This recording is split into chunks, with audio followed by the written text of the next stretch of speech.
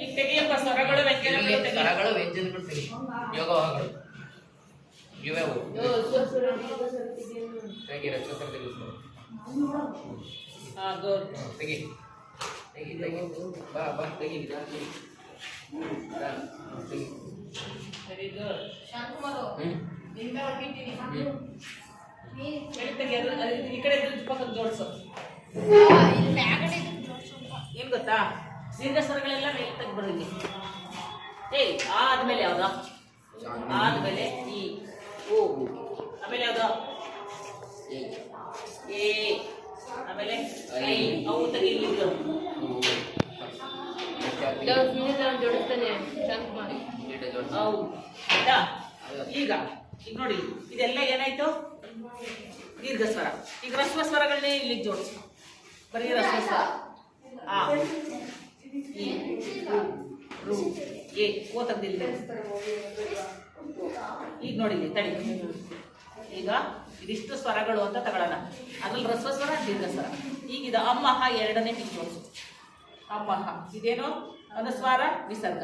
ಇದು ಸ್ವರಗಳು. 3 ಭಾಗ ಮಾಡ್ತೀವಲ್ವಾ? ಈಗ ನೋಡಿ, ಇದನ್ನೊಂದು ಸರಿ ತೆಗಿ. ಇದೊಂದು ಫೋಟೋನು ಕೂಡ ತೆಗಿ. ಇದ್ರಲ್ಲಿ ನೋಡಿ, ಎಲ್ಲ ನಿಂತ್ಕೊಳ್ಳಿ. ಕುತ್ಕೊಳ್ಳಿ ಹೋಗ್ಲಿ, ಹಂಗೆ ಕುತ್ಕೊಳ್ಳಿ. ಬನ್ನಿ ಸರಿ, ಎಲ್ಲ ನೋಡಿ. ಈಗ ಎಷ್ಟು ಚೆನ್ನಾಗಿದೆ. ಇದಿಷ್ಟು ಸ್ವರಗಳು. ವರ್ಣಮಾಲೆ 3 ಭಾಗ ಮಾಡ್ತೀವಲ್ವಾ? 3 ಭಾಗದಲ್ಲಿ ಸ್ವರಗಳು, ಯೋಗವಾಹಕಗಳು. ಇದು ಏನ್ ಹೇಳಿ? ಇದಿಷ್ಟುವೇ ವ್ಯಂಜನಗಳು. ಇದಿಷ್ಟು ಇದಿಷ್ಟು ಸ್ವರಗಳಲ್ಲಿ ಇದಿಷ್ಟು ಏನು? ದೀರ್ಘ ಇದಿಷ್ಟು ಏನು? ಈಗ ಇಷ್ಟು ವ್ಯಂಜನಗಳಲ್ವಾ? ಈ ವ್ಯಂಜನಗಳು ಮತ್ತೆ 2 ಭಾಗ ಮಾಡ್ತೀವಿ ಅಲ್ವಾ? ಯಾವ್ಯಾವುದು?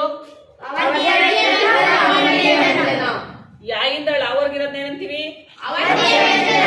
ಕಾಯಿಂದ ಮಾವರ್ಗಿರೋದು ಹೌದಲ್ವಾ? ಈಗ ವರ್ಗೀಯ ವ್ಯಂಜನ, ಅವರ್ಗೀಯ ವ್ಯಂಜನನ ಇದ್ರಲ್ಲಿ ಮತ್ತೆ ವರ್ಗೀಯ ವ್ಯಂಜನದಲ್ಲಿ ಮತ್ತೆ 3 ಭಾಗ ಮಾಡ್ತೀವಿ. ಯಾವ್ದೇದು ಹೇಳಿ?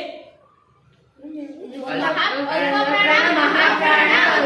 ಈಗ ನೀನು ಅಲ್ಪ ಪ್ರಾಣ ಯಾವುದು, ಮಹಾಪ್ರಾಣ ಯಾವುದು ಅಂತ ಒಂದ್ ಕಡೆಗೆ ಜೋಡಿಸು. ಅಲ್ಪ ಪ್ರಾಣಗಳೆಲ್ಲ ಆ ಕಡೆಗೆ ಜೋಡಿಸು. ಮಹಾಪ್ರಾಣ ಅದು ಹಂಗೆ ಇರ್ಲಿ ಲೈನು. ಆ ಲೈನ್ ತೆಗೆದು ಈ ಕಡೆಗೆ ಅಲ್ಪ ಪ್ರಾಣ, ಈ ಕಡೆಗೆ ಅಲ್ಪ ಪ್ರಾಣ ಅಲ್ಲೇ ಇರ್ಲಿ. ಮಹಾಪ್ರಾಣಗಳನ್ನ ತೆಗೆದು ಈ ಕಡೆಗೆ ಯಾವ್ಯಾವ ಮಹಾಪ್ರಾಣ ತೆಕ್ಕ